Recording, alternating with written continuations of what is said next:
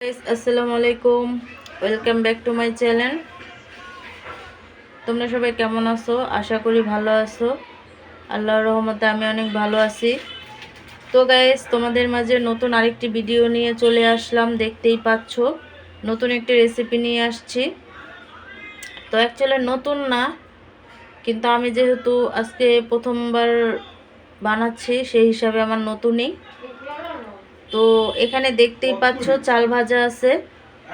তো এটাকে দিয়ে আমি নাড়ু বানাবো। হ্যাঁ গাইস, নারকেলের নাড়ু বানাবো। তো এর জন্য চাল বাচ্ছি। তো এটা আমি ফার্স্ট টাইমে করতেছি, যার জন্য আমার কাছে এই রেসিপিটা নতুন।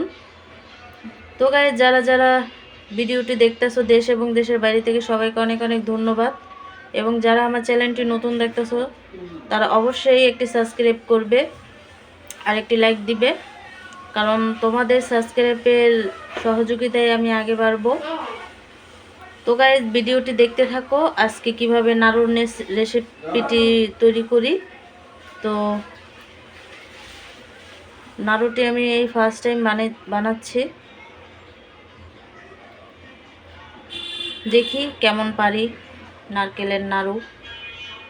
তো এটাকে আমি এখন ব্লেন্ড করে নেব। আমি এগুলোকে ব্লেন্ড করে নিছি, আর একটু একটু দানা দানা ভাব রাখছি, যাতে লাড্ডুটা হওয়ার পরে, মানে নারকেলের লাড্ডুটা হলে দেখা গেছে সেটা কামড়ে পড়লে অনেক ভালো লাগে চালের গুঁড়াটা, এর জন্য একটু দানা দানা আছে। তো গাইস, এখন লাড্ডু তৈরি করব আমি। তো গাইস, এখানে আমি পাতিলা বসায় দিছি। তো এখানে আমি চিনি দিচ্ছি। চিনিটা আমি একটা মেজারমেন্ট কাপ দিয়ে মেপে নিচ্ছি। তো চিনিটা একটু বেশি দিতে হয়। তো আমি 2 কাপ চিনি দিয়ে দিছি।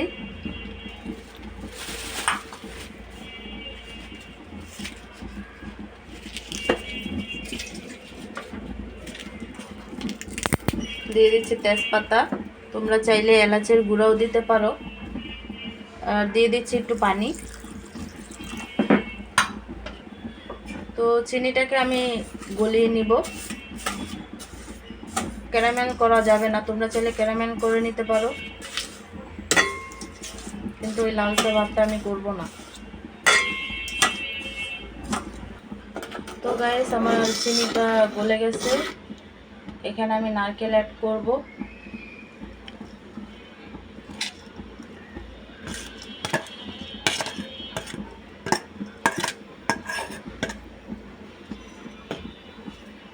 তো নারকেলটাকে ভালোভাবে এটার সাথে মিক্স করে নেব, যাতে নারকেলের পানিটা আছে সেই পানিটা একদম শুকিয়ে যায়।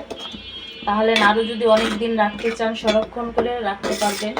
আর যদি কাঁচা কাঁচা ভাবটা থাকে, তাহলে নারকেলটা বেশি দিন টিকে না।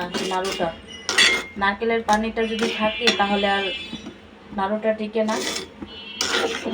আর যদি নারকেলের পানিটা শুকায় ফেলান, অনেকদিন সংরক্ষণ করে রাখা যায়, কাঁচা ঘেরানটা যাতে না আসে নারকেলের। তো আমি এইভাবে অনবরত নাড়তে থাকবো। তো গাইস, নারকেলটা আমার আঠালো হয়ে গেছে, পানিটাও শুকিয়ে গেছে। তো এখন পানিটা শুকিয়ে গেছে। এখন আমি যেই ছাতুটা তৈরি করে রাখছিলাম চালের, সেই ছাতুটা আমি অল্প অল্প করে দিব আর মিশাবো। একসাথে দিবেন না, তাহলে দেখা গেছে এটা জট বেঁধে যাবে। আর চুলার আঁচটা মিডিয়াম হাই রাখবে। আমি অল্প অল্প দিয়ে দিয়ে এটাকে নেড়ে নেব।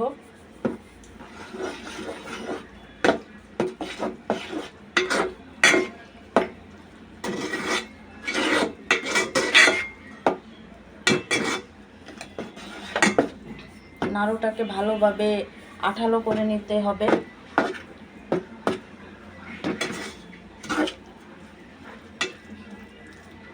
সম্পূর্ণ ছাতুটাকে আমি মিশিয়ে নেব নারকেলের সাথে, ভাজা ভাজা করে মিশিয়ে নেব।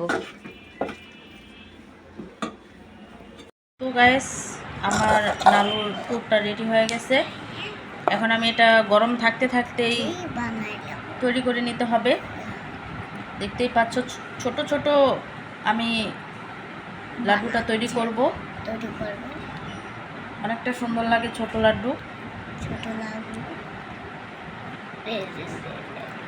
দেখতেই পাচ্ছ এমন সাইজের তৈরি করব সবগুলো, তাহলে অনেক ভালো লাগে। বেশি বড় করব না। তো এটি গরম থাকতে থাকতেই তৈরি করতে হবে, নয়তো ঠান্ডা হয়ে গেলে পরে চিনিটা ছেড়ে দিবে, গোল হবে না।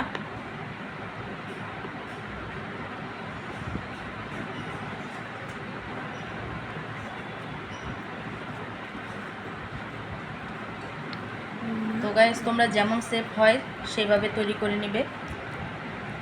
আমি গোল করে তৈরি করে নিচ্ছি, আর আমার এতটুকু সাইজই ভালো লাগে। তো এইভাবে সবগুলো তৈরি করে নেব।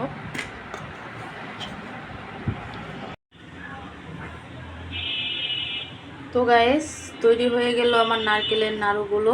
দেখতেই পাচ্ছ কতটা সুন্দর হয়েছে। তো তোমরাও এভাবে ট্রাই করলে পারবে। আমি একটু ছোট ছোট করে করছি, নারকেলের নাড়ু তো যেহেতু, সেই হিসাবে ছোট ছোট করেই করছি নাড়ুগুলো। তো দেখতেই পাচ্ছ সব কিছু পারফেক্ট হয়েছে আমার।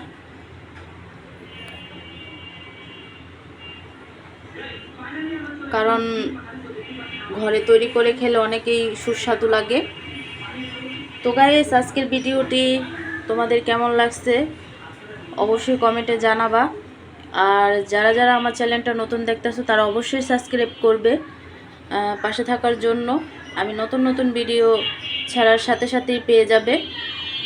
আর ভিডিওটি দেখা শেষে সবাই একটি করে, যারা সাবস্ক্রাইব করোনি তারা অবশ্যই সাবস্ক্রাইব করবে আর একটি লাইক দিবে, কারণ তোমাদের লাইকেই আমি আগে বাড়বো। তো আবার নতুন আরেকটি রেসিপি নিয়ে তোমাদের মাঝে চলে আসব। আজকে এই পর্যন্তই। আল্লাহ হাফেজ।